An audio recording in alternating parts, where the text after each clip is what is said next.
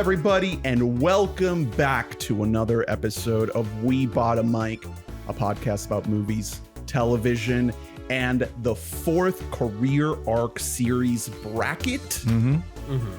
We took a month off, and during that month, you, the listener, decided the subject of our fourth career arc series. We have the results. We have a winner. Welcome. My name's Ernest. My name is Hunter. And I'm Drew. Glad to be here, boys. Been a little minute. Good thing that nothing has happened in the world in the last I month know. since we've been gone. We're obviously Took a good month. elephant in the room. We're gonna have to address the bracket chicanery that was happening. That's the biggest controversy that's Yeah, happened. right. Actually. Everyone's we've been talking about underwater it. with this shit, so we're really sorry. It's just this People world have is been so crazy. They've been reaching out for like a public comment from us, like where do we stand on the bracket fiasco and what's happened with it. Yeah, but of course the winner is Jimmy Kimmel. So we're doing a Jimmy really, Kimmel series. really glad that he's back. I was really pushing hard for Jimmy Fallon. Like I have the Blu-ray of Fever Pitch that's just collecting dust on my shelves, waiting to. What to movies put has that Jimmy bad boy in. Kimmel been in? I was just about to look it up. It was probably like the Man Show, the Gong movie. Show, Yeah. fucking. Project X, Ted 2, Pitch Perfect 2, Boss Baby, Okay. Garfield. Okay, this is kind of huge. He's kind of cooking. Boss All right. Baby 2, Road Trip, Teen Titans Go to the Movies. What? Is he just playing himself? Yeah, I He know. probably is playing himself in most of these things. No, he plays Batman in Teen Titans Go to the Movies. What? Yeah. Is it just like a celebrity shot type? Like he comes in, and he's like, "I'm Batman," you know, just like for fun. Yeah. He plays Spanky in Garfield 2004. Okay. Oh, it's my favorite. Also, he's character. passive aggressive Smurf in Smurfs 2. Oh, really? So, Is that the one that has Rihanna? no, that is just Smurfs 2025. Oh, This is that's- Smurfs 2 2013. They rebooted it like Superman. Right. Got it. So yeah, we are going to get into the results of the bracket. If you follow us on social media, We Bought a Mic, or if you're in the Discord, which you should be, you already know the winner. But if you don't, we'll just we'll keep the suspense going for a few more minutes here until we get to the big reveal. In the meantime, before we get to the bracket recap, and we're gonna round things out with a catch-up segment, we do have a hard out. We are going to be watching the Survivor 49 premiere tonight, so it's going to be a brief, quick episode. I wanted to run down through rapid fire some of the things that happened in the last few weeks that we did not do a podcast. I won the summer movie wager. That's where you want to start. Fuck. That's the most important piece of news that's happened. In the Charlie last month. Kirk was killed Okay. by an assassin. I like that took precedent over Charlie Kirk. Jimmy Jimmy Kimmel was fired and then rehired. suspended, but then yes, unsuspended. Robert Redford died. Yeah. Not by an assassin. Not by an assasson. He was old. By old age. That would be a good like drunk uncle thing. Quickly, You know, yeah. we can update. Like, yeah, you hear Robert Redford got shot in the neck. Yeah, he's just mixing up news stories. Bobby, oh my God, did you see the Kyle Beck, Bobby Moynihan podcast? You could say I've been catching up Bro. with the Kyle and Beck podcast. I- What's our podcast? That was one of the funniest things I've ever seen. Love to see God, it. They Bobby did Moynihan beef too. the podcast. Love to see Bobby getting involved. The Emmys happened. Mm-hmm. The studio, The Pit, Adolescence dominated. Yep. Pit Hive, Rise Go Up. Pit. Have we talked Adolescence ever? We haven't seen it. I haven't seen it. Oh. You've seen it. I saw it. I mean, it's really good. I would say it's a step below like the masterpiece label that it's been universally sort of handed. It is quote unquote important. Yes, absolutely. The real time one shot shtick works a lot better in certain episodes than others. There are certain episodes where it's like, this doesn't need to be like this, but overall it's a really good show and it deserves awards. The kid absolutely deserved the award he won. So congrats. Hunter and I saw System of a Down in Chicago. Yeah, dude, we did. Jesus, I guess it has been a long time since we recorded. Incredible a podcast. moment. Truly one of the best nights of my life. I cried multiple times. Me and friend of the pod, Danny, Mitzel. just held each other in the pit. It was beautiful. And Hunter, you were in LA. I was in LA, and I actually got to experience all of LA in all of its glory, both the big dumb touristy things and friend of the pod, Ben Nemiroff of Brett's Brothers Nice. fame took me out one of the nights. Had some incredible food. Went to go see a movie. Real cinema. Yeah, went to go see some peak cinema. I guess that's a transition right there. I will say before I talk about the movie that I saw that I did love, or that I did not love. The first day that I went there, I actually had a chance to go to the Vista, which is Quentin Tarantino's theater. If you look at my shirt now, you'll actually notice I'm wearing a Kill Bill. Stand up for the camera. There you go. Kill Bill, the whole bloody affair. Previously, it was only ever shown at the Cannes Film Festival where it premiered in 2004, I want to say, on 35 millimeter. So it actually has the French subtitles are burned into the film itself, which was very cool. A great way to spend like 4.5 hours after being on a plane for 5 hours. And then holy shit. Yeah, it was to be honest, I was falling hard during the last act. I was like, good thing I've seen this movie before. Really incredible special experience there. Saw the Academy Museum, which I'd just say right now, if you are a fan of movies, which you more than likely are because you're listening to this podcast, it is like a bucket list item that I think everybody should go. They changed a lot of the exhibits like every 6 to 12 months or so. So they keep things pretty fresh. Every single time that I'm going to Los Angeles from now on, I am going there because it was a beautiful experience. I like cried multiple times, like going into the rooms. It was super overwhelming. Right now, they actually have a Jaws exhibit that has everything from a lot of the props to the screenplays that have in pen Spielberg's like shot notes on like how to actually compose certain things. His tears as he's like as he's getting screamed at by Scheider and Scheider and them as just like, you dumb fucking kid. What are you doing out here? You don't know what you're doing. But that was all beautiful, incredible. One of the nights I had what I'm just calling like a La La Land ass night, where I started by going to the Smokehouse, which is a restaurant that is most notably the restaurant that Ryan Gosling plays piano at in La La Land. After that, I then went the Jingle Bells restaurant. Yeah. Oh, okay. That then you see at the very end of the movie again when you have the beautiful montage. Watched La La Land on my way out to LA. I know it's kind of on the nose, but holds up. Perfect movie. Went from the Smokehouse to the Griffith Observatory. It's completely free. The planetarium you have to pay for, but the planetarium absolutely worth the cost of admission. And then afterwards that night I was hungry, so I went downstairs. I was just like walking the streets of Burbank. You know, people do. There's an empanada cart right next to like a bar. Turns out that it was a jazz club.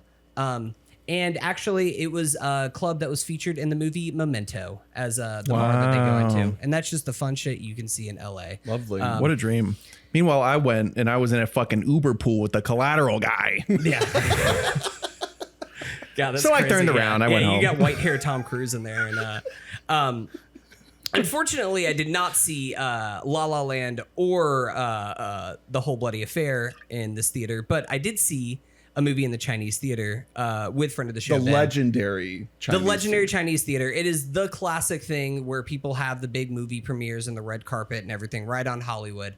And what did we go see? A little movie called Him. What if he was him? The sequel to Her. Featuring it is produced by Jordan Peele, notably not directed by him. I didn't know that. It's almost like everything in the marketing wants to trick you into thinking that this is a new Jordan Peele film. Yeah, I'm starting to think that Jordan Peele producing a movie means he makes the trailer. So it's funny, his trailers are phenomenal. It's funny that you mentioned the trailer because I've talked with people, and I think since then there's been a little bit of like a revisionist history. I thought that this trailer is pretty sick when it came out. It's a like, cool looking, man. Yeah, I thought it looks really and cool. it's got the catchy Peele premise to it of like, oh, no one's done that, like a football, like, you know, like work hard CTE horror movie. Yeah. So the question is there enough there? No. So here's the thing. What you're just describing about like what's in there, like the whole idea of CTE horror movie, the idea of like what is fandom? What if I told you that those movies are that's about as deep as it goes? Is like, man, what if fandom was like kind of fucking crazy? Fandom? Yeah, like what if like fanatics? What if like you're actually sports seeing people? was a little fucked up? So What it's if about sports were like a little bit intense? it's about a fan. No, well, no, it is about a player played by Tariq Withers, a former Florida State walk-on, as people probably most well know him. Marlon Wayans, who I will say, on the bright side, Marlon Wayans I think is very good at this. He's one note, but he's playing that note very well. He's a good actor. Yeah, I think Marlon Wayans, there's been a bit of coming around to him. It is funny that he is using this press tour to just talk about Scary Movie 6 coming soon and not the movie itself that he is actively in. But this movie, I think it never goes beyond being like an extended music video. Like that is all that it looks like. And I think that's what I mean about the revisionist history on the trailer. Yeah. Because then you go back and you're like, oh, this looks like it was made by like a music video director. Like that's kind of, it's all style and no substance whatsoever. I'm looking over at your letterbox screen. I'm seeing 1.5 stars. Yeah. It's pretty Yikes. bad. More than anything, because I wasn't expecting like a masterpiece here or anything like that. I wasn't expecting it to like really go much deeper than like what if sports culture is a little bit crazy, but I was at least expecting it to be like dumb fun, and this movie is just boring as shit is the problem. Yeah, like whenever it's all pop and it's all flash, it eventually you become kind of numb to it and nothing is really that interesting. So like there's one point in the movie, it's probably the best part of the movie, I mentioned the fandom, but slight spoilers for the film Him here, where Marlon Wayans, Isaiah White is his name. He has this estate that is basically like out in the middle of the desert. Tariq Withers, Cameron Cade comes there. He's there training with him, whatever. And the fans of this team, get this, they're called the San Antonio Saviors. Is the name of the team. Nice. They become obsessed. They think that Cameron Cade, because he got drafted, he's like a false prophet god. And so they try to break into the estate to like kill him, kill Cameron Cade, because they're like, nobody can take Marlon Wayans away from us. You feel the same way about Tua, right? Like if somebody showed up for Tua, you would kill them so that they didn't replace Tua, right? You feel the same way for this? If someone showed up to replace him, oh my God, yeah. I'm begging you. You would probably kill that person so that Tua could stay in your life for another 20 years. Mm-hmm.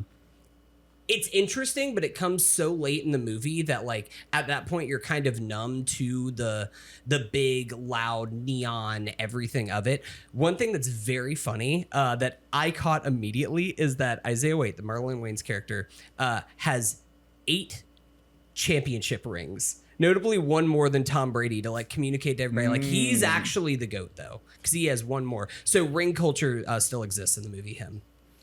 And that's disappointing. Yeah. We hate to see that perpetuated. Yeah. There is a funny part too, where like at the beginning of the movie, White like breaks his leg. And so he's just like laying on the ground and there's just like a half of his femurs just like sticking out of his body. And the dad of the Cameron Cade character just like grabs his son's head and like makes him look at the screen. Just like, that man wants to be great. Do you want to be great? As he's like sitting there like, owie, my bone's out. Not what you want. I'm not going to watch that. It's a bad movie. I'm not going to fucking watch that. I'm glad that could be my way of seeing a movie at the Chinese theater. Just check that off the list. Was I saw Him there. It's tough because even like 3-star horror movies, there's a huge market for that. You know what I mean? And they get hyped to death. Yeah. And then you go see it and you're like, oh, that was fine. But like a 3-star horror movie is still a fun thing to watch. Exactly. Right. But this is getting like bad press. Horror, like I do think, has generally a lot of times a pretty safe floor. And that's why it's almost more upsetting whenever there's a horror movie that misses this catastrophically, because at least you just want dumb fun. And this is not dumb fun. Well, that's Him, not directed by Jordan Peele. Yeah. And here, I thought it was a prequel to Her this whole time. So you can imagine my surprise and disappointment. I thought pronouns weren't allowed anymore. Yeah. I can't wait for they, them. Okay, let's talk about the bracket. Last time we recorded a podcast, it was a preview of the bracket. And the day the podcast went out was the first day of voting. And we had a new matchup every 2 days until today. It's been, as of recording it's today, been a whirlwind. We have a winner. I don't think there's any point in saving the suspense. I mean, everybody already knows. Yeah. And if you don't know, through Him talk. and if you don't know, hey, time. you probably don't care. Yeah. It's Denzel Washington. Denzel Washington will be the subject of our next career arc series. Woo!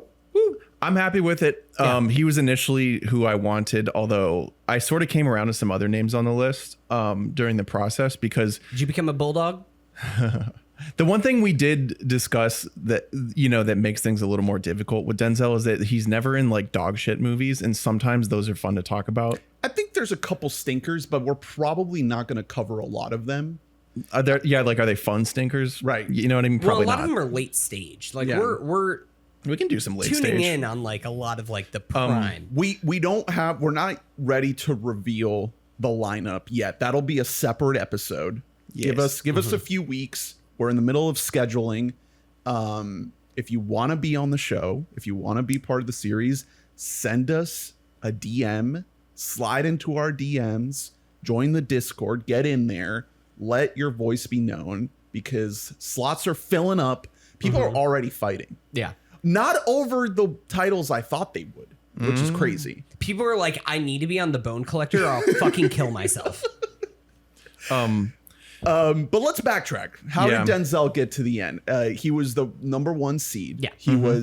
There was no upset here, which, I kind of expected. I think I would have been very shocked if somebody would have beat him. Well, the finals were the number 1, the number 2 seed, which tells me that That's right. they were It's a little appropriately chalk. set up. Like it was Denzel against Julia. And I started on this pod with Julia Hive. I still like the Julia party did concede. It conceded victory. Couldn't quite get there. They couldn't quite get there, but that's okay. I'm very excited for Denzel. I think my hope for Julia, or eventually I came fully around to be doing Sandra Bullock, just because the lows are really low and the highs are high, so you get that range. The Bullock heads, the Bulldogs are storming the podcast studio. Yeah, right? there is an insurrection, and I mean, I see, as far as this podcast goes, I see Ernest as the mayor of the podcast, and we're sort of the Board of County Commissioners, and so I think I would be doing my constituents wrong if I didn't bring up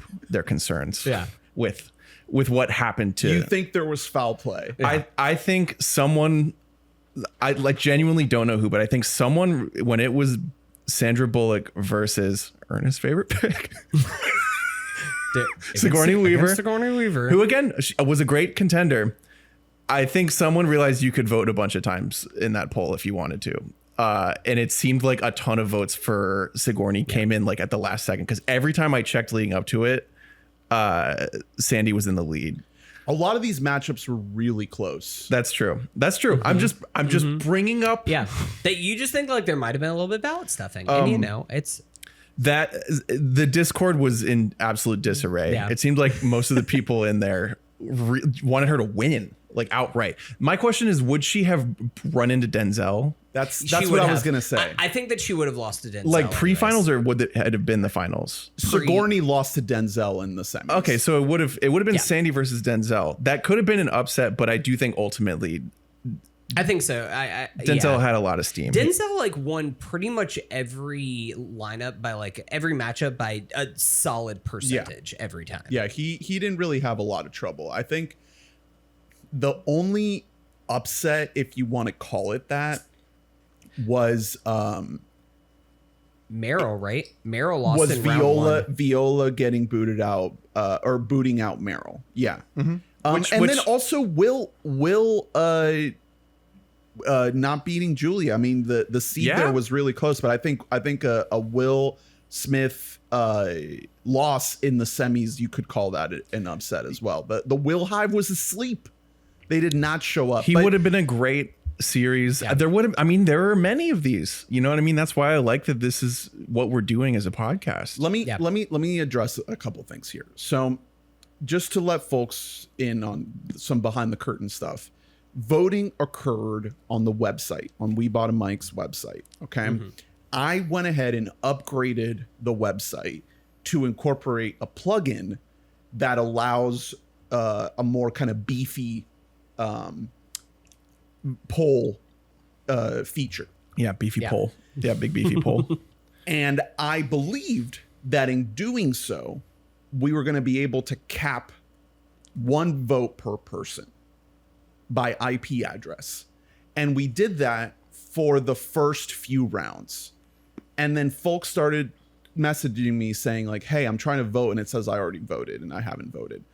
So I had to turn off that feature that I was so hoping to use. And then I let it ride on an honor system of people, you know, not spamming until we got to that quarterfinal of Bullock Sigourney when it really felt like I had to turn that back on. Then it stayed on until the end. Things got heated. There were multiple Sigourney radicals in the chat.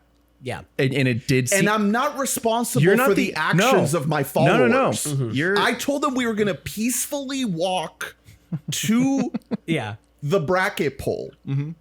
And what they did from there was not... They started looting. I didn't do that. They were looting. You called them off once they had taken over the Senate. Like, at that point, you said, like, all right, everyone, come back down.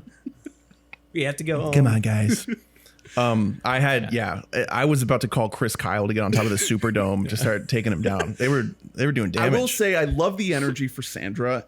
And I do think that now I do see a window to do a Sandra series after Denzel. I would love to just do her straight up after this, like cover Sandra Bullock. Her career is so fascinating. She, especially as an actress, it's very rare to have two different peaks. To have a peak in your 40s, that doesn't happen. Yeah, it's very rare. I love the excitement for it. I think it'd be a great series. I'd love to do things like Speed and Miscongeniality and Crash. Yeah, I was gonna say most importantly, we are gonna do a 5-hour Crash podcast. We're just gonna go.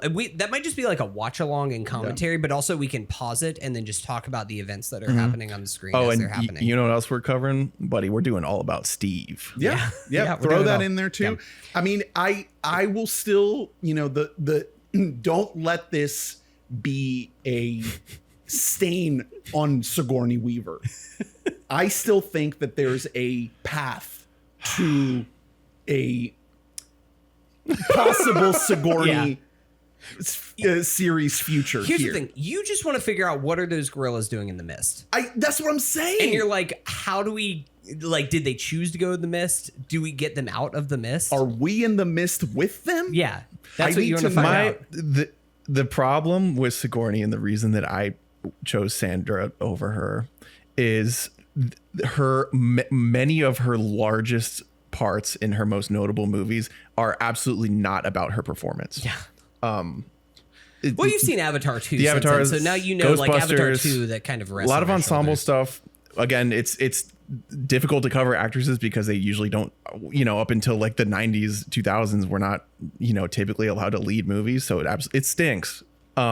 Well, that's why Sandra's so interesting, because she has a lot of leading performances. Exactly. Yeah. And Julia Roberts. Incredible. And yes. Yeah. A Sandy Julia Roberts doubleheader is great because you want to do two people with like parallel careers, kind of, if you're doing a doubleheader. I had pitched Damon Affleck as our next doubleheader, but I don't know. I might get canceled. A lot of people are upset that like there wasn't a white dude involved in here. Like a lot of people are complaining about that. I'm getting from, I don't know what your constituents are saying. Mine are specifically very upset about that. The FCC is going to pull our license if we don't put a white guy our in. DEI bracket that we'd put out here. No, but all of this to say that like the Denzel series, I'm very excited for it. Denzel has 9 Best Actor, Best Supporting Actor nominations. Crazy. Insane. Like we're gonna get some fucking heaters up in here. And also when he is in a movie, like you are noticing him always. Like he steals your eyes from the second he hits the screen. So it's gonna be really, really fun to track.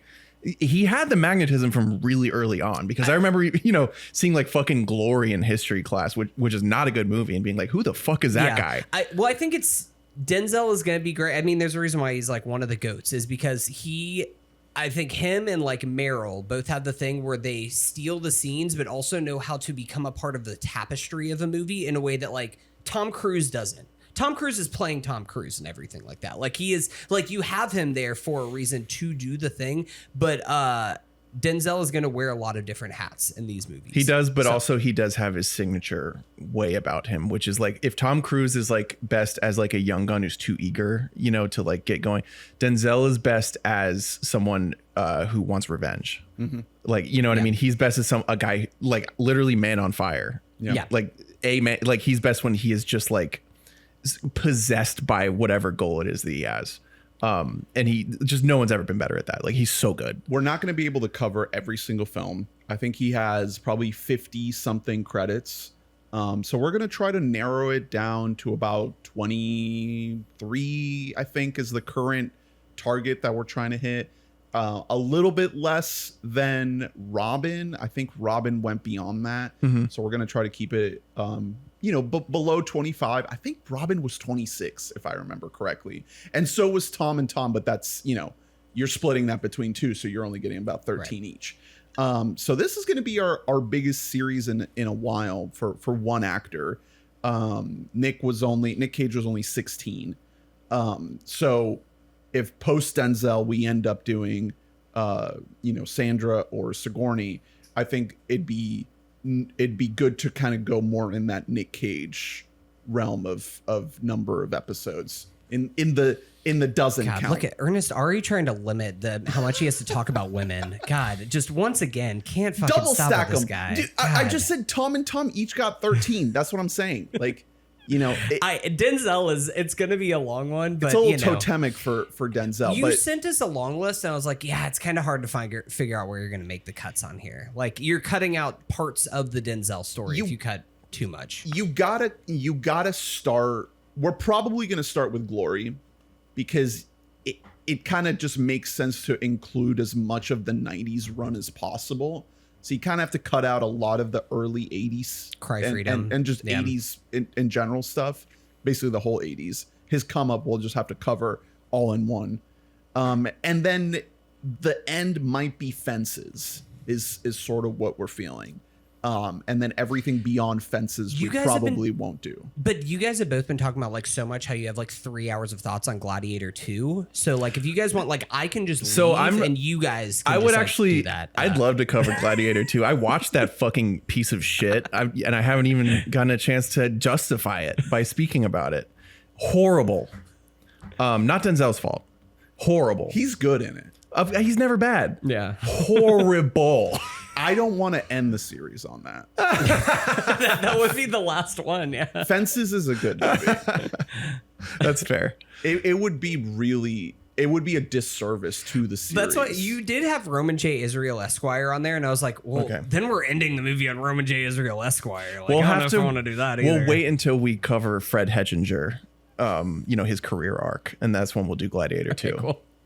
Deal. Not a lot of some of the early submissions for guest spots. Not a lot of picks for the 90s stuff. So a lot of that stuff is wide open. So if you want to get in on things like you joked about it, but like Bone Collector, Devil in a Blue Dress, Crimson Tide, a lot of that stuff in that 90s run is pretty wide open. Where my submarine heads right at? Now the fight is happening for the 2000s. Yeah, that makes sense. To remember Training Day, I can imagine is up there for Ray's list. That would be. I mean, if I were to be a guest, like I would fight to the death for Training Day. Yeah, I love that movie. It's so dumb, and I love it. Are you guys so ready much. to reevaluate Inside Man as actually a masterpiece? Are we going to cover that again? Well, listen, I'm just saying. I don't love Inside Man. If you guys just want to like reevaluate it as you guys are wrong and actually Inside Man rocks, then I'll like wait. We can give it like another year and a half until we get to this point in his career, but. So excited for Denzel. We should cover the Denzel porn parody, Inside Men. Inside Me. Inside me and all right.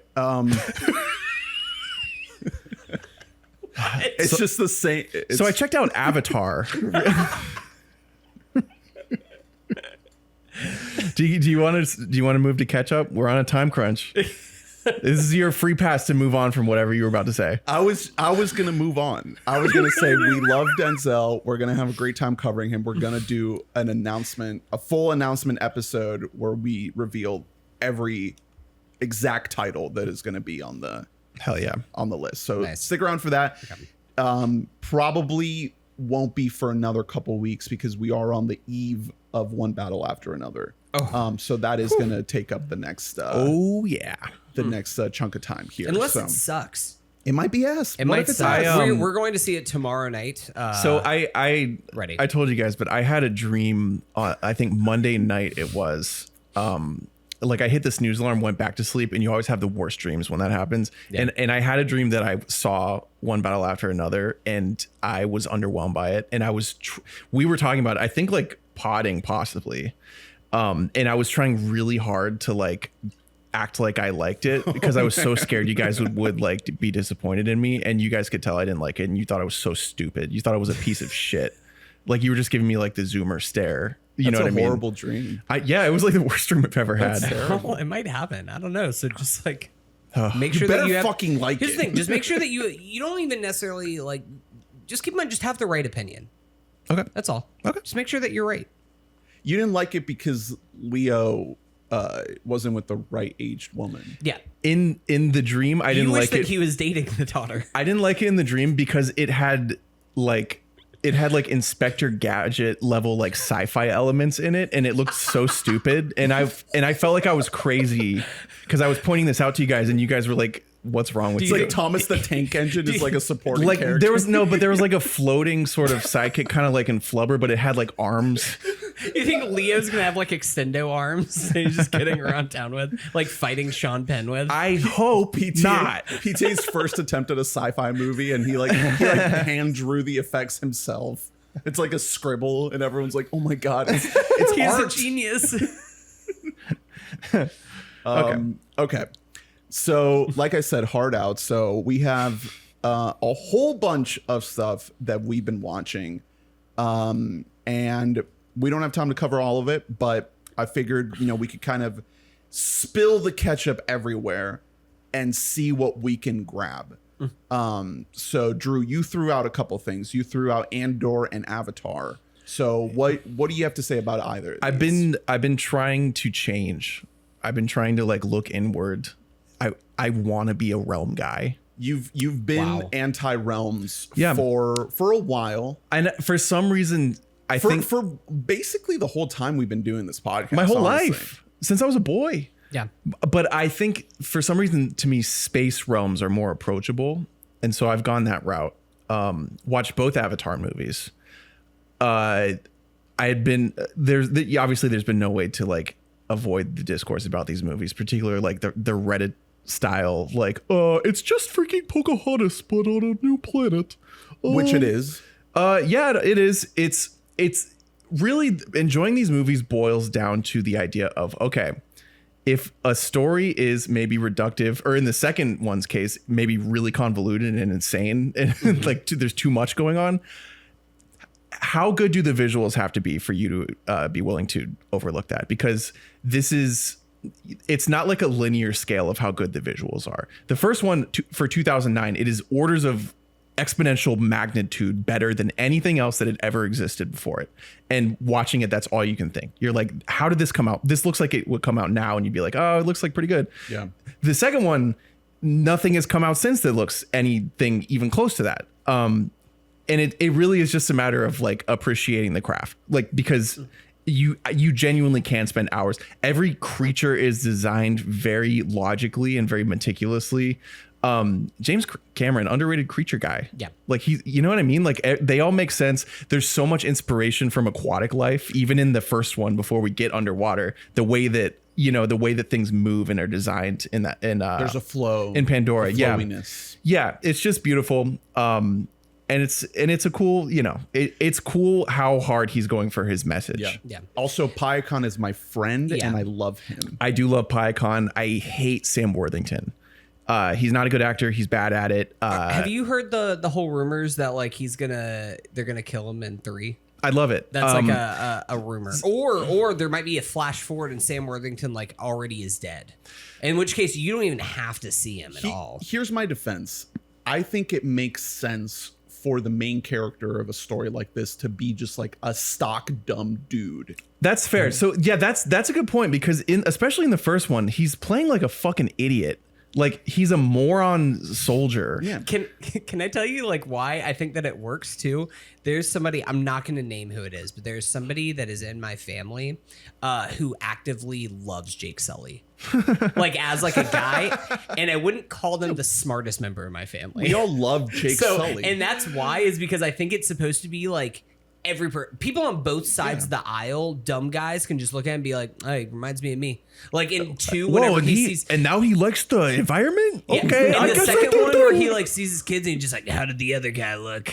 Like that kind of thing. It's like such dumb guy level of but it's heroism. I think it's charming. Yeah, so overall it's gorgeous. In the first one, I particularly like how willing James Cameron was to get nasty with the gore, with the battles. Yeah, dude. It goes so much further than you would expect. It's harrowing. Because he really wants you to feel the loss of fucking Home Tree. And like he kills so many characters in that process. It's basically 9/11. Yeah, exactly. Like he's showing you he wants you to feel the weight that like environmental advocates feel when this happens on our world, or when natives, were displaced, etc. Like he wants incredible. he wants it to stick with you, and he's way more willing to kill people off than I thought he would be. Well, and also to that point, he kind of gets away with it too because these are PG-13 movies because it's all animated. It's like, well, that isn't a human dying, so it's PG-13. It's fine, even though they're basically people. They're just blue guys walking around. Well, and so then in the second movie, he wants to sort of relate and to get sort of better with the younger audience by sort of centering things around this like younger son character. I really didn't care for the characterization of any of the children. I thought it was, it's a weak point of both of these movies. But you get Loak. That's like the one. It's just very like it's just very like, I'm the oldest son and I do things right, and I'm the youngest son and everyone hates me. What the hell? Like, you know what I mean? It's just so like, okay. He gives you like 10 different chances to realize it's like that a the John youngest Hughes characterization of older and younger siblings. Yeah, they I love how much time we spend with the white dreadhead boy. Spider. Dude, Spider's gonna return. I genuinely liked the kid. I thought he was fun, and it is mind blowing how seamless the integration of a non computer generated character in a full computer generated environment. And it's because, I mean, take notes, even Marvel, like for all the computer generation of every single background in every single scene, they are all in the room together every second of this movie. If two characters are interacting in a scene, you can find the behind the scenes video. They're all together. Even in 2009, he was doing like, they had the dots, an early version of the dots on them back then. And so you get like the real human interaction element to a lot of these scenes that otherwise you absolutely would not have. I love me some Spider. I was kind of surprised that Stephen Lang is still sticking around to be the villain in the second one. It felt a little shoehorn. Was even more surprised that they just sort of pitched up Sigourney's voice like a semitone and were like, they called it a day. She's Navi Jesus. Oh man, I'm never gonna fit in. I'm just a little kid. She was born from the essence of AWOL. Yeah. When you fuck a tree and then like tree give birth.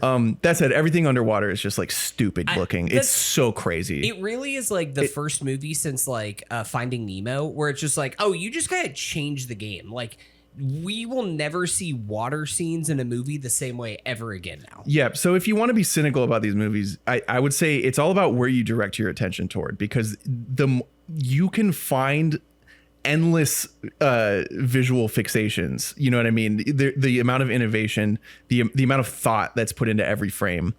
You can just stick with that if you're going to be an asshole about the rest of it. Like these movies are so worth watching.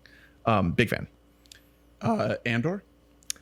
Yeah, I guess I just like this fucking stupid shit now. Let's fucking go. I guess I just like suck it you're up. so pro realm. This is crazy. Well, it is the best thing that Disney. Ernest told me it's not slop. It is the best Disney. It is the best thing that Disney has done with Star Wars. Yes, that's correct. Is it just straight up like the best Star Wars thing? That's what I said. I mean, if you don't count the first two movies, which are like, classics, Star Wars and Empire Strikes Back, like if you just put those to the side, even Return of the Jedi, which is like a little bit of like Andor Muppets situation, but people love that movie. Yes, it is the best Star Wars. Yeah, man, it's really tough to like. I have such limited memory of Rogue One, even though I saw it, because none of it held weight to me because I don't care that much about Star Wars, and it's all so dependent on the lore. You know what I mean? The entire climax depends on you knowing to the first movie. Yeah. And you would think that would also be the case with this, because this is just that, but earlier. Right. Yeah.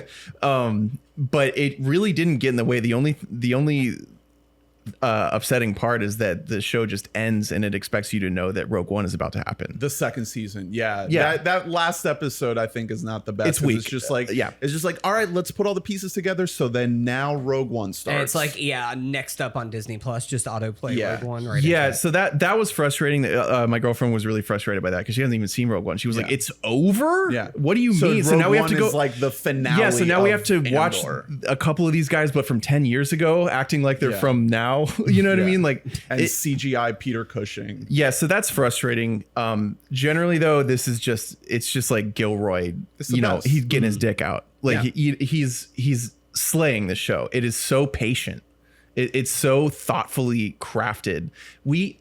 For example, like we have to wait until like season 2, episode 10 to learn anything about Clea, who's been in like most of the episodes. And every episode you're like, I wonder what's up with her. Well, it's like, season no, just 1, wait. Clea is just like a side character. Yeah, and then season 2 is like, okay, now this is a central figure. Yeah, and then late in season 2, right when you're like, okay, I gotta know about this chick, and then they give you the backstory. It's just, it takes its time. It's plotted out, and it's not going to bend that for the service of the viewer, but it's not too much. It's so it's really well done. Performances across the board are really fun. Stellan. They carry on Stellan is amazing. They carry on the original Star Wars tradition of really good looks casting. Yeah. They're good at casting evil people that just look like shit. People who just look fucked. Everyone in the Empire looks absolutely fucked. They have big, like, lifeless eyes, all of them. But there's a corporate bureaucracy to it all too. Yeah. It's not just like evil, like they're not like the Emperor, like shrivelly, like meh. No, it's very, thematically it's almost similar to like Zone of Interest, where it's like, a lot of an evil institution is just people working like boring jobs and like, struggling their way through having a bureaucracy. Board meetings. Yeah, there's so much of that. Of course, we gotta say the star of the show, my favorite, everyone's favorite character is Cyril. Yes. Our little bitch boy. The show's not quite named after him, but he sucks. I love him so much. He believes that he is doing the right thing. He genuinely believes that being a fascist is good. And he believes in law and order. Look, I love a little like Nazi youth love story that you got going on here. I think that's great. Everything between him and Dedra is so good, and his fucking mom, the lady from Poor Things, the brothel owner, like just Catherine, stunningly good. It's a comedic detour, but it also is important to figure out like how did this guy end up so broken. Like his life has basically been like Beau is Afraid. Yeah. Oppressed by his mom. It's so fun. Story wise, it's very patient, but we are jumping across like at times like 4 or 5 stories at once, and like whenever it's typically divided into like a few episodes at a time. It's almost like you're watching a string of movies, and these little arcs that it does. And so you're basically like at the climax of most of these like little 3-episode arcs, toward like the end of the last episode, the way it cross cuts to climactic moments across each story plot line is so movie. It works every time, no matter how one of the plot lines will be something that's way less significant than all the others happening, and it's still, because of the music build, because of the momentum, it's almost like in Inception when we're toward the end when we start just cross-cutting toward like him slowly falling, then him fast falling, and then like JGL and the fucking floating around like a Russian doll. It's such like a classic device, and it works. It's like like the end of Magnolia. Like it just works. I think it also works, and I know that you aren't as big of a fan of the movies, but I think that audiences watching Star Wars are like trained for that to work on them, because that's how all the Star Wars movies are. Yeah. Like it's always where you have four got some different people over arcs that here are all and- happening at the same time with each other. We're cross-cutting between. This makes me so happy. I'm so glad that you guys are in. I've been flying the flag.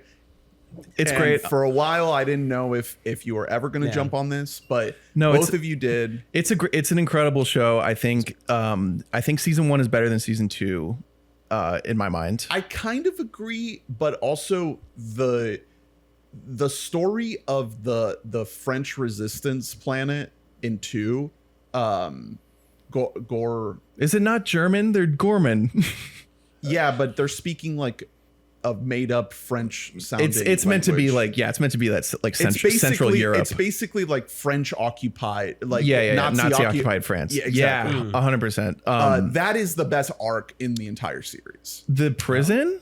Oh, prison is God, so the prison good. is incredible. And Nothing beats the prison for me. Yeah, prison. Yeah. Okay, it's not as good as prison, but It's awesome. I think that the political relevance Oh yeah. of Gorman, and the speech that Mon Mothma gives in the Senate at the climax of that arc is like the best writing of the entire show. And the entire show is like, drawing very, very traceable parallels to reality. It's all about, insurgency and like fascism and standing up and like the cost of fighting it. Yes. And whether or not it's worth it. Like it's The Bix character. Yeah, exactly. Not my favorite actress. She has like one of the most fatal cases of actor face I've ever seen in my life. Adria Arjona. Too beautiful. Too symmetrical. Hitman heads rise up. We are legion. Wow. Yeah. We are still God, here. look at that. All things come back to Hitman. She looks like one of those like amalgam, like, oh, we combined, 1,000 Yeah. faces and this is the perfect human It's face. just too anyway. Diego Luna, absolutely love. I love the general, every single mission, like, if we're going like 3 episodes by 3 episodes, every single individual mission he does is him refusing the call, being stuck on that step of the story circle for so long. He's like, I'm not him, guys. Like, I'm not that guy. And everyone's like, I'm sorry, you're sick, man. Like, you're the coolest motherfucker on earth. Like, we need you here. Sorry. The heist. Yeah, it works every With time. the big coins. And it's that heist crew was incredible. Yeah, also, we that's get cousin from the bear. yeah. that's another man. thing I missed from season 1. Like that little, obviously most of them had to die, but like, man, what a great little group. Yeah. It's a great show. It really is. It's worth watching regardless of your allegiance to Star Wars. You can watch it. It basically has nothing to do with Star Wars. No, you can watch it independently. It's just you are going to have to watch Rogue One afterward, and then For finality. And then depending on your reaction to Rogue One, Rogue One also is them doing this out of order bullshit where it's like that's actually before all this other shit. So technically, you do need to watch the fucking rest of it. So it's frustrating. But then you watch Star Wars, which is one of the best movies ever. This is just to me, I love it because it is such a better written version of the stupid bullshit that George Lucas was trying to do in the prequels, where he wanted to get into all that the politics. Yeah. But George Lucas isn't that good at writing that. No, it sucked. Tony Gilroy's whole thing is writing that. And he brought in, by the way, Beau Willimon to write a ton of these episodes. And Dan. Creator of House of Cards. Like, he literally comes from a world of writing political intrigue. It all works so much better than it did in any of the fucking prequels. I'm glad that you mentioned that because I think that is the thing that would sink a lot of these shows is like let's get back to the prison arc that's happening right now, but it is just as thrilling when it is. Where's Leia? Where's Darth Vader? At times I did find myself getting, like I said, we're cross-cutting among a lot of different arcs, and sometimes you can tell they just need to keep one arc sort of stationary for a while in order for the timelines to match up later on. Saw Gerrera. And so a lot of the time you're just watching Mon and her husband at another like gala. Yeah, you know but what I then mean? She dances her ass. Oh, I know. off. Well, that's great. It's just like all of season 1 is just her and her husband at galas, and her husband just kind of looking at her suspiciously. Yeah. Like he's fucking in Dexter. It made me laugh, and I have not seen all of season 2 yet, so I'm not fully caught up. But it did make me laugh that every conversation with Forrest Whitaker, he just very much filmed all of his scenes in one day. And they're just on the same set in the same background. They're like, The Forrest, cost of rebellion is great. some His guy voice says, is "I got a awesome. guy, Cassian Andor. Where's he from? Stellan? Andor. Cash in Andor. He just says like Andor a lot. They like, let him do it's whatever. Just, you know, Cursed to use the tools of my enemy. he's incredible. I love He's him. great. I love his character. For a sunrise I'll never see. I love so much about the show. It's a lot better than I would have expected. If you're cynical, I'd say this is the Star Wars slap to watch. Especially right now. Yeah. Yeah.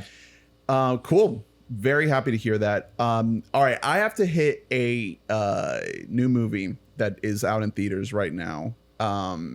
Per our critics group membership. Contractually obligated. I need to get this out there. So let me hit A Big Bold Beautiful Journey is the new movie from Kogonada, who last put out a film called After Yang and Columbus before that. He's done some Star Wars slop. He did a couple episodes of The Acolyte, the show that nobody watched that everybody was mad about. Yeah, I'm good.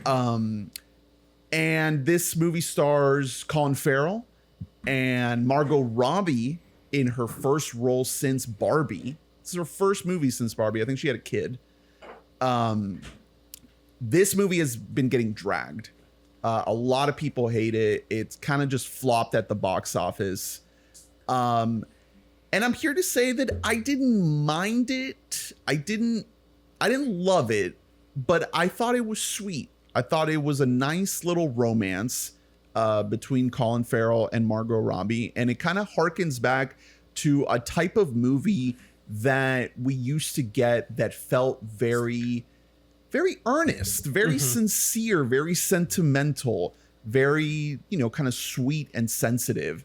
And it's kind of been lost to time. So it doesn't really click together, but I thought that the performances are good, even though the script is not great. I did appreciate the attempt here to do sort of a fantastical sort of metaphysical story here. This is a story of two people sort of looking back. What's going on? Do you know who wrote it? Who? Seth Reese, who wrote The Menu. Oh, a movie yes. that I do not think is very good. Former Succession writer, right? Yeah, and here's the thing: is that if I would have seen that was by that, then I might not have had as high of expectations for this movie as I did. Ernie, I'm tasking you. I want you to make a letterbox list called Midi-Core, Walter Midi-Core. Oh yeah. Wouldn't you say? I'm just looking at the poster and hearing what you're saying. I mean, the movie, the basically the entire movie is them on this road trip in which they stop at a series of doors that allow them to relive memories. So they're basically like time traveling. They're reliving things that have happened in their life. So at the beginning of the movie, it's sort of a meet cute blind date setup situation where they don't know each other. They're at a wedding on two separate sides. He's with the groom and she's with the bride, or the other way around. It's not really clear. I don't know. But then they meet and they're being sort of coerced into this road trip by this otherworldly force that's also not very clear. And so they go from not knowing each other to by the end knowing each other very well, and obviously wanting to be together, because that's the kind of movie that this is. It's not really, you're not really wondering like, are they going to end up together? Like, where it's going. Yeah. The thing that really breaks this movie, though, is that there is no chemistry between Colin Farrell and Margot Robbie. Damn. I never bought it. And it sucks because I've been watching the press tour. I've been watching them promoting this movie together, and they have chemistry as themselves. I'm trying to think if I've ever seen Colin Farrell having chemistry. Do you know what I mean? With Tom Cruise in Minority Report. Yeah, like with Tom Cruise, with fucking Brendan Gleeson, like twice. Like who? You know what I mean? Is he just not a good romantic actor? Is he actually? Yeah, maybe people will give. Shit Margot to, can like, have chemistry with fucking anyone. That's why I'm kind of shocked. Is that I thought Margot could like riz up a pole. I'm very curious what you think about this movie, Hunter, because you loved After Yang. Yeah, After Yang. That's why I'm been very sad to see all of the negative shit for this movie. After Yang, I think was in my top 5 the year that it came out in 2021. You definitely had it on your top 10. I love that movie. So Granted, that movie is a lot smaller in scale, it sounds like, to this. Like, After Yang is kind Also of featuring Colin Farrell. which he's amazing at, but that's Colin Farrell kind of doing like mumblecore, which I think he is incredible at doing. That movie is also written by Kogonada, and this movie's not. That's what I was looking as. I don't think that I realized that this was not written by Kogonada. I'm also disappointed because I have this movie in our fantasy film draft, and this might be like a 2-pointer. You are on the board. Bro, Just bro, barely. 2 points. Bro got a layup. Barely, yeah. The I Kogonada stuff. hit a huge 3 to cut the lead to 45. The Kogonada stuff is some of the best parts of the movie. Just the look of it, the production design. There is sort of like a nice texture to it. How is the lighting in this movie? Because I actually think that is between Columbus and After Yang. Those movies just like look stupid good. Like they look so much better than the sum of their parts. It's good, but a little inconsistent. Like there's some scenes where I was really blown away, and some scenes where I was just like, I'm not really buying this, because you are sort of going through a lot of different setups and scenarios as you're traveling through this little road trip that they're on. The standout scene, the price of admission, in my opinion, is when they travel back to Colin Farrell's high school, where he is the lead in the high school play, the musical, How to Succeed in Business. And he does it. He does a full number from How to Succeed in Business. What is this Is he movie? playing like modern version of himself, but just like It's Colin Farrell. he's doing Pen 15 style. Right. okay. It's great. Like I really that scene is about halfway through, maybe a little bit earlier, and that gave me hope that the rest of the movie was going to be like that. And it really kind of like, it was one of those moments where you kind of sit up a little bit and you're like, oh, what's going on here? And then that's the high point of the movie, and it never quite gets there. But you know, I didn't mind it. It's not one of my favorites of the year at all. Hamish Linklater? The whole cast is pretty damn Baby good. Baller fucking Bridge? Dude, where you been, lady? Kevin Kline? Dude, there are so many people in this movie that are completely wasted. It is so heartbreaking to see Kevin fucking Kline get like nothing to do. It pissed me off. God, when has Kevin Kline been in a movie? Well, he was in Disclaimer heads rise up. Okay. We're here. You are here, the one. Yeah. You're here. And he gets a lot to do in Disclaimer. So at least I have that. But not in here.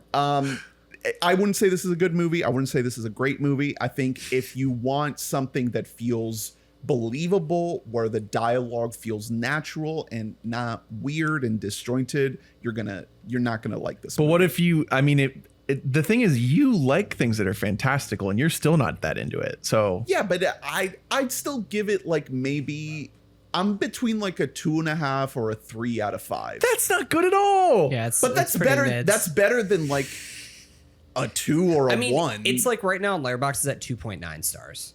yeah, and yeah, that's right If about you're where like I'm at. looking at the graph, it's basically like it is peaking right. You in the really middle. don't That is want it. not- If your movie, that's not what you want. if your movie has a letterbox like line chart that looks like a middle finger being given, you made a bad film. That's Sorry, tough. bud. It's got some pops of color. It's hey- got a couple good sequences. About 1,600 5-star reviews though. So you know. So yeah, some Maybe it'll people find like its audience. It's trying a lot, and it's good to see a movie try and do things that are different. I just don't think this one quite gets there. So Wasn't I this, don't- like, it I- has like a budget behind it, doesn't it? Like it's a pretty big step up for a guy like Kogonada. yeah, Isn't it like it's made by like a real studio? I think it's Sony, I want to say. yeah, I think so. I could be wrong. So Yeah, those are Columbia. 45 mil budget. Yeah. It's not making that back. no, not even close. with plot lines like that, I think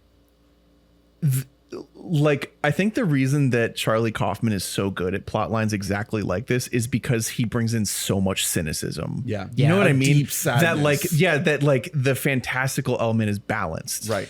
And sometimes I don't know, the vibe of this movie just feels like it's missing imagine balance. Imagine if Eternal Sunshine was like happy. Exactly. Well, I mean, yeah. to that point, I think that there is a way that you can make this, but like those movies that you're describing, that fit this kind of mold were like 90s. This is like fucking some Clinton era shit. Like people don't want to see something that's this sincere and earnest right now. They want to see the cynicism. Someone compared it to a movie that we skipped on our Robin series, When Dreams May Come. Oh, yeah. Okay. Which we didn't cover, but that's basically what you're saying, like a 90s like sentimental metaphysical drama. All right, so those are my thoughts on A Big Bold Beautiful Journey. Not a big recommend from me. All right, Hunter, we got time for a couple little catch up things from you if you have anything else that you want to throw out there. Otherwise, No, if he doesn't, Hunter, I have more. we could just flip it back to Drew. Did you want to take 2 seconds to talk about any of the Hong Kong movies that you've seen? Hard Boiled is a fucking masterpiece. See it. I was gonna say this is a shout. We're fortunate enough because we're in Orlando. We have a rep theater that's actually playing a lot of these Shout out to live. Enzian. Shout out to the Enzian. But Shout Factory released a ton of what were previously like either kind of lost Hong Kong movies or movies that were on like really shitty DVDs and were really hard to find. Almost borderline impossible to find. No, that like they genuinely were just like lost. But these are movies that like filmmakers like Quentin Tarantino watched obsessively growing up, and we would not have movies like Reservoir Dogs or a lot of like the stuff that went on the Fincher wave, like all these kind of crime, even Kill Bill.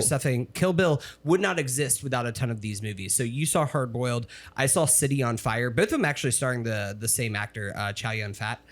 Legend. He's in so many of these. Yeah, I mean, he's kind of like the king of all of these movies. It's actually, I mean, a lot of American audiences will know him too from not only like Crouching Tiger, Hidden Dragon, but he's in like Pirates of the Caribbean movies and shit like that. Like he kind of made the transition a little bit over to Hollywood.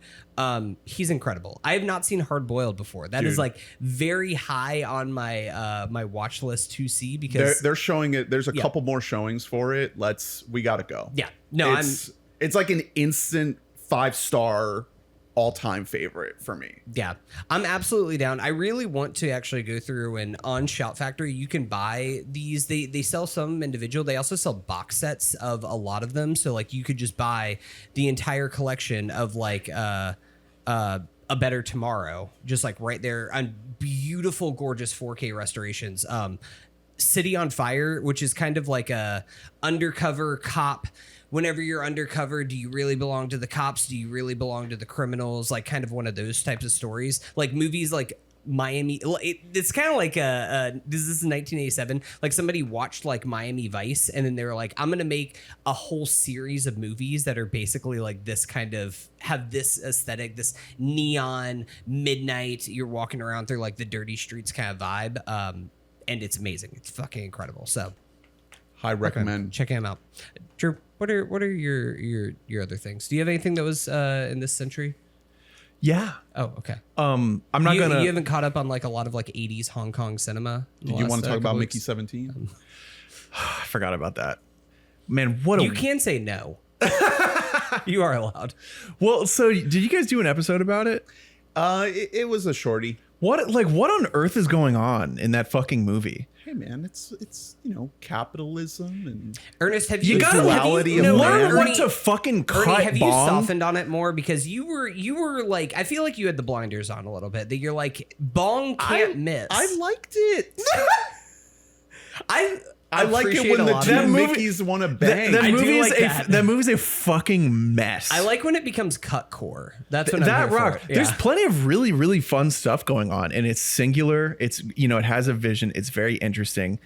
Bong didn't know what to cut and what to keep from the source material, and it's very clear. Like that's it. You know what I mean? It's just it suffers from like this was a book-itis, like so bad. Yeah. There are so many plot lines that are so pointless, and like not super entertaining. The bookie stuff.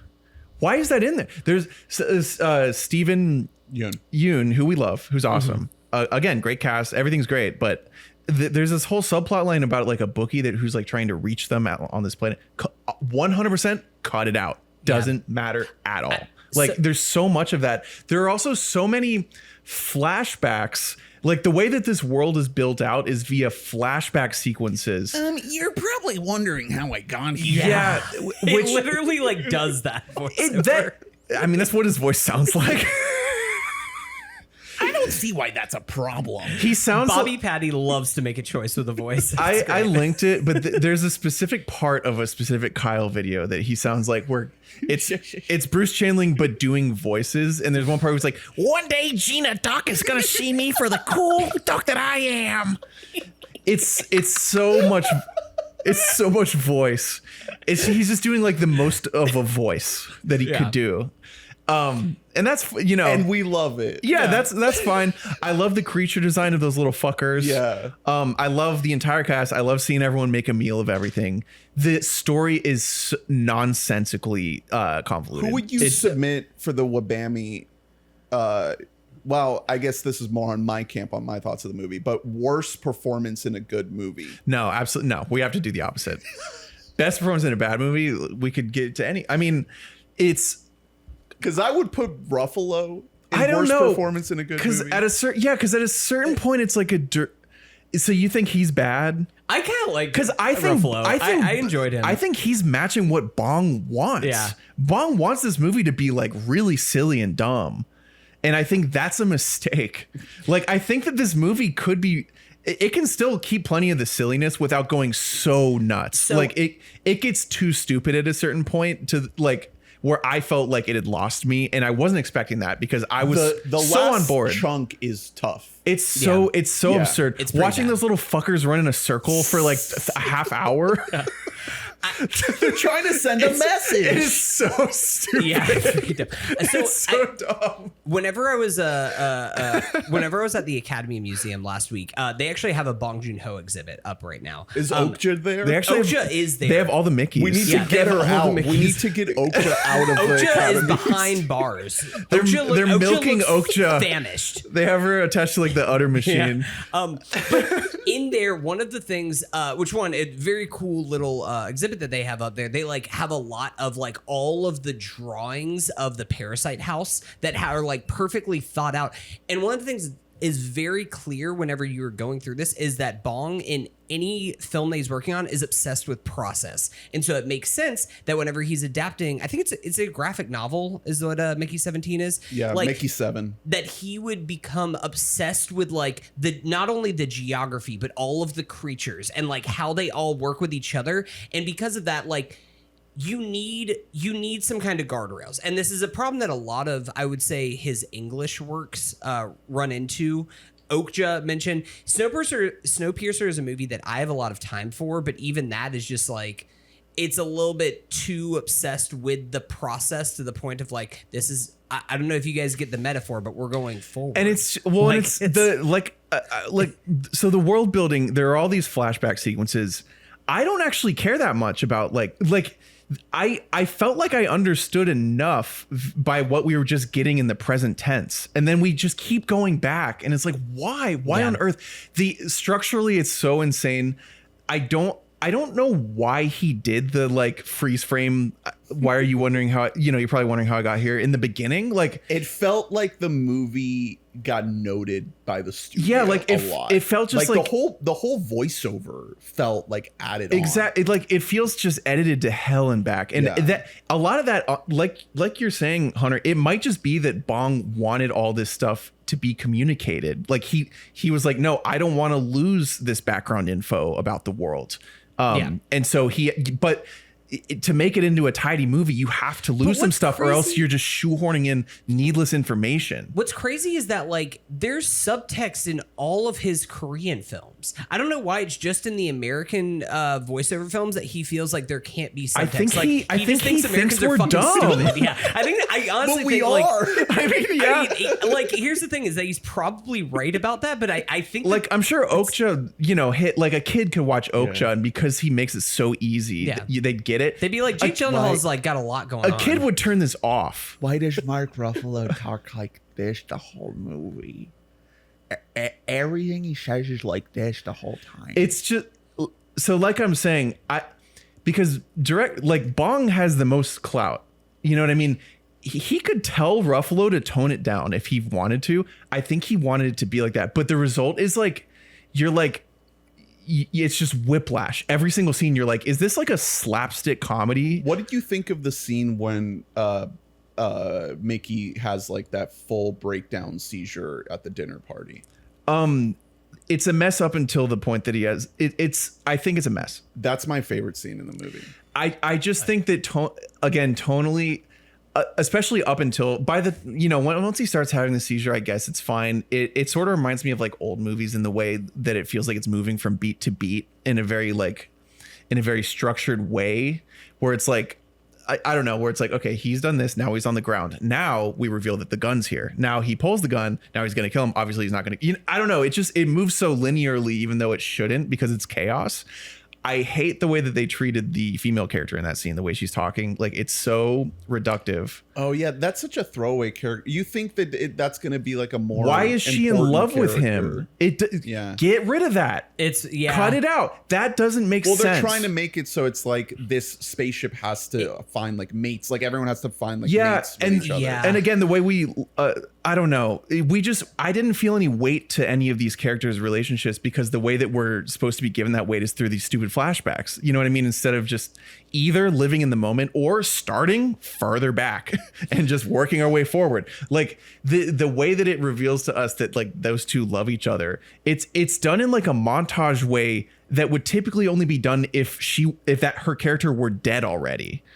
But instead, like, it's just like, all right, back to the present, and they're both here, and this is why they love each other. Yeah, I don't know. Doesn't. I've never seen one do that. It runs into the problem where it feels bloated and also feels like you are missing information. Things like the whole like Toni Collette reveal at the end. Spoilers for this movie. Where she just like, yeah, also we are eating the people, and it's like this is just like one little like cutaway thing. It's like, well, why are we just getting that now in like the last 10 minutes of the movie? Like this whole like what the gray stuff is that you're eating here. Like it's just a lot. There's a lot going on. There's just so much. I love her. I love watching her. I love watching Mark, even though he's going so stupid mode. I love how much Tony loves sauces. It's fun. That's great. Like genuinely, like there's a lot of fun stuff. It's just the whiplash of information overload mixed with like dumb comedy mixed with like wanting to take the theme seriously. It didn't come together for me. Fair enough. I'm glad I watched it in a weird way. You know what I mean? It's because it is singular and unique. I enjoyed it, even though it's very flawed. One thing that I have almost no notes for really quick that I watched came out this year. For it. Black Bag. Hey, let's go. Join the hive. Where are we? Sody. Guys, no notes. It's just rocks. it's a perfect little movie. Like there's nothing wrong with it. It's simple, it's straightforward, it works. I did one note that I did have, and this is my Letterboxd review. Why is Cate Blanchett putting on that much perfume? Way too much perfume. Okay. Well, maybe It would be suffocating. That's fair. It's still my top 10 of the year. Dude, it's awesome. Yeah, it's gonna be it's like in my top 5 right now. Yeah. It's so good. It's not airtight. Yeah, it's not biting off too much more than it can chew. It's just and it has the Soderbergh heist intrigue, which is apparently the only time he can make a good movie anymore, is when there's some sort of heist or like some sort of ruse. Right. He just loves those fucking things. But I think the cool thing is that it takes everything he's been doing the past 10 years of just like, we're going to do a bare bones like iPhone movie. Is it iPhone? No, but the energy of like I can put the camera anywhere. It feels iPhone-y. But it's like so much more elevated. Yeah, than that. and it's just performance. Fassbender is so dialed. The dinner scene is up there with one of the best scenes. The two dinner scenes. Two parallel dinners. It's just a perfect little movie. Like I didn't want anything else out of it. You know what I mean? I wasn't expecting it to go big, and it doesn't. They kept the budget tight and they made it work. Love it. Tom Burke. Yeah, that guy should play Orson Welles. Shouldn't he? They should make a movie about Mank. Have they made any movies about Mank? That would be so good. They should make movies about Mank. Here's the thing. They should put a movie about Mank out, and then they should slow it down. Intentionally, because people are going to... I'm not joking. Yeah. I looked at his filmography really quick to see if he had played Orson Welles, just because he looks a lot like Orson Welles. I love him. I love everyone in this movie. They're Brits, so I don't acknowledge them having names or identities, but they're really good. If you ever want to dive into industry, Marissa Bella is fantastic. The horny chick. Yeah. She might great. be. She might be like MVP in like, you know, in her screen time. She's stealing every moment. I am not as over the moon on industry as some people are, but Say their names. Christopher Ryan. Yeah, Andy and Chris, you listening? But I do like her in it, and I'm so happy that she's in this movie because she was previously as Amy Winehouse in the Back to Black movie. And That's right. That movie. Forgot that movie existed. So this is a good She's little not bounce Amy back. Winehouse. Yeah, dude. That's a mistake. Yeah. Tough. Very tough. Cool. All right. Nice little roundup there. We're pretty much out of time. Like I said at the beginning, hard out. We are about to watch the Survivor 49. The listeners premiere. are they're like, we don't care why. We do just want it to end though. Hey, maybe they'll want to stick around for some Survivor 49 thoughts later if it's worth talking about. We'll see if it's any good. Yeah. But like I also mentioned, we are on the eve of one battle after another. Let's go. So that is coming at you real fast. I That's wasn't the gonna next episode. I wasn't gonna watch it, but then I saw a commercial where they edited in Peyton Manning talking to Leo on the phone. And I Did they really? Yes. I wasn't going to watch it until I listened. 100% they did that. Until I found out that Leo and Benicio del Toro will be on this episode of New Heights. Really? Oh God, Yeah. what are they doing? This movie's going to make $1 billion. Are you going to I'm play here the for it. Fortnite thing? Yeah, dude, we can play as a Leo skin. Actually, They're I need going to, on New Heights. Yeah, they're Yeah. going. No, they're going to go talk with the Kelseys. They're going after morons like so hard. know, and They're it's- going after the dumbest idiots. I don't know, man. Maybe this movie is just going to work. What if this That's movie so made? stupid. Harry made a joke about a bunch of kids are just going to go like dressed up as Leo for Halloween this year. Why But not? It could happen. I don't know. Yeah. Who knows? Like Travis is going to be like, I felt like it was a little too ambiguous toward fascism. I'm scared of when I try to play Fortnite at your house and I was Bob Ross and there weren't any other players. No, you were inebriated, let's call it, and you just went in like creative mode. But then I don't think that you actually started anything, so you were just like walking around in like an aimless area, You're just like, like "Where is swinging everybody?" your pickaxe I'm around. scared that that's what's going to happen if I try to play the one battle after another. I think that if you Fortnite. try to play one battle after another Fortnite, then you're actually gonna get like sucked into trying to fight a fascist regime actively. Brother, aren't we all? Yeah, so not much different from day-to-day life, really. All right. Thank you all for listening. We'll wrap it up there. Please rate, review, and subscribe. Like and comment. Let us know your thoughts on everything we talked about in this episode, including the Denzel series. Are you excited? What are your most anticipated episodes? And if you want to be a guest, please reach out to us. Join the Discord, patreon.com/WeBought a Thank you to all you beautiful donors. And like I said, next week, it's one battle after another, plus some other goodies. We're going to give you some other good stuff. We have some stuff cooking. We still got to do the American movie episode with Hey. for the victory of the Fantasy Film League, Drew's pick. Thank you. So we'll do that one. We'll do a couple other ones before we dive into Denzel. And yeah, it's going to be a good fall. I'm excited. So stick around. We'll see you on the other side. Love you. Bye. Bye.